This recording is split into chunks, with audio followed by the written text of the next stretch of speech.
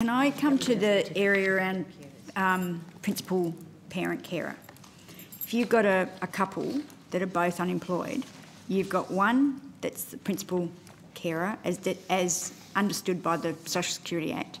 The other isn't. They are subject to this measure. That's correct, Senator, unless they have an exemption category in their own right. I'm being really clear about this. The other one is once this subject. process gets underway, you've got a couple, one's principal carers, they'll continue to get parenting payment partnered. And they could be on New Start as principal carer parent. Okay, so they could be on New Start or they could be on parenting. Parenting payments not not the age of the child. Sorry? Depends upon the age of the child. Well, I mean, you've got, these are going to be probably, generally, fairly young, relatively young, depending when they were born. Anyway, the point being that the partner will be subject to this and subject to no payment. In a couple, one partner would likely be a principal carer parent and would be exempt from the measure. The other partner, who is not a principal carer parent and has no other basis for exemption, could be subject to the measure, yes, Senator. So in other words, you've got people with kids that are going to be subject to...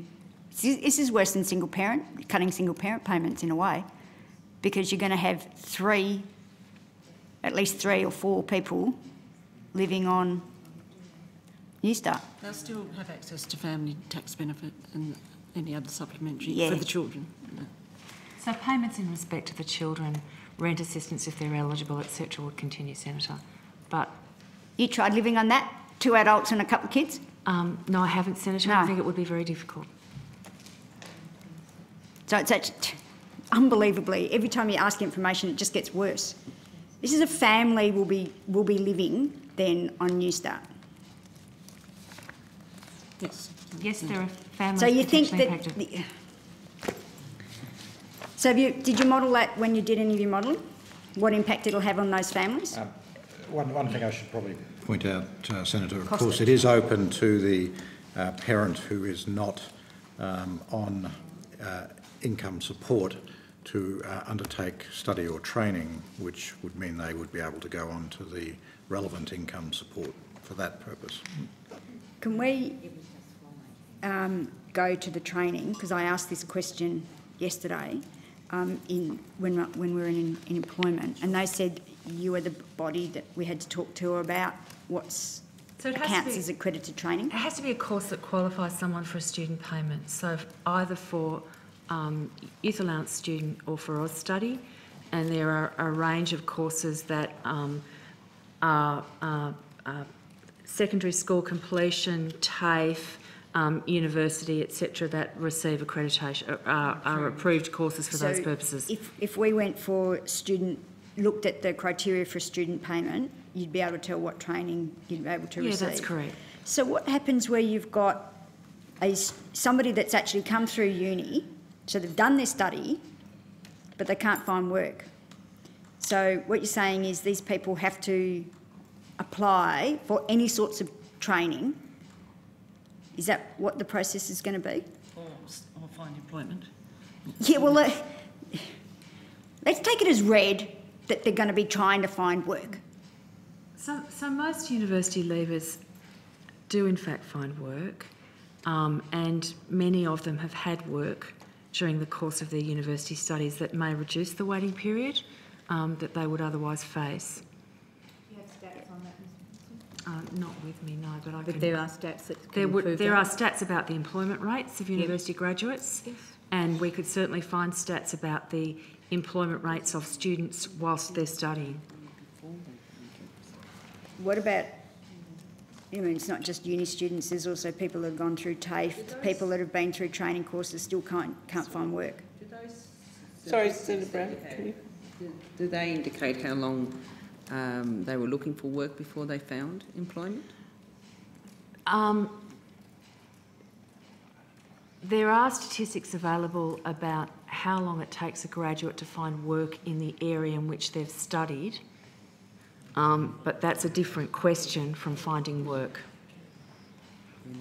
But there are Can I ask? But we know that sorry. the unemployment rates Yeah. of graduates are much So, lower. Siewert, have you finished your... we are sharing this Yeah, topic. yeah, but there are other people Sure, wanting that's to fine. ask questions. No, I haven't finished by a long stretch Well, of the could you perhaps imagination. go for 2-3 more minutes and then Okay. we'll give someone Thank else a toy. In terms of the process when the training they've done, if you're in training and you've got a course, you can sign up for a course that's longer than the 6 months no payment period, work for the dole period. As I understood the answer from yesterday, is that if you've got a training program that's longer than the 6 months, you can keep doing that. You don't have to stop that to do work for the dole. If you're in full-time study or training, you're not subject to the waiting period. You're not subject to the measure. So if you're in At an all. approved course that qualifies you for a student income support payment, either youth allowance student or Oz study or AB study, you're not subject to the measure. There is no waiting period and there is no impact on the income support conditions from this measure for those payments. So wouldn't you be doing... So you're assuming, therefore, that people wouldn't be wanting to look for training. The process is if you haven't got training, you're doing either training or you've got or you're on no payment. Is that So we've that's made an correct? assumption, Senator, that there would be, I think it was a 30% increase in take-up of student payments by young people under 30 doing approved study, training or education for the purposes of receiving student income support. So that's one of the assumptions that's gone into the measure, that we're likely to see an increase in take-up of student income support payments related to approved training. Okay, thank you. In terms of when this was being planned, did you then look at what impact this is going to have on emergency relief services, those sorts of things? So there is additional funding for emergency relief related to the measure. It's 229 million over the 4 years, and so that was provided for in the measure. It starts with just a bit over 20 million in the first year, rising to 86, then 71, then 51. The 20 million in the first year, not of the... Sorry? The first half year, the first 6 months, because it starts in January 2015. Yeah, but that's for the high unemployment areas, isn't it? No, this is a separate appropriation. It will be, we're still working through the detail of how it will be administered, but we propose that it would be separately administered from general emergency relief funds to ensure that it goes to this target group. So it's been specifically provided for in this measure. In this measure, okay. 229.6 million over 4 years. And who's working on that? And how do you intend... So colleagues in Outcome 2 will be working through the detail of that and will be available tomorrow. And we're working with them clearly on it. And the purpose of that funding is to provide assistance to people who need assistance with, food, utility bills, those sorts of things. So it's about essential needs. And we've estimated that around 550,000 job seekers would access that assistance. 550,000. Over 4 years. Sorry, over 4 years. Over 4 years. Can you make the next question your last one for now, Senator Siewert? Okay, in terms of homelessness and what are you predicting is going to happen with these young people in terms of accommodation? We haven't got a specific estimate. For young people who are already homeless or marginally housed, again, that picks up points on the JSCI. I'm talking about the ones that go into housing, homelessness and housing stress when they don't have any money. So our colleagues in Outcome 4 would be able to give you more advice about their the discussions that they and the representations that they've received from the sector concerned about the impact on likely homelessness or housing insecurity.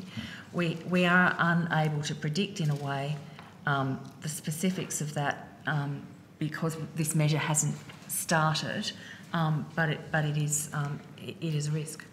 But you would also be aware there's a budget measure here to renegotiate with the states the national partnership arrangement on. But that's to deal with the mob that are already homeless, not the mob you're going to make homeless. I think that was your I'm just mentioning that there is that budget measure I there, do, Senator. Yeah. Senator Seselja.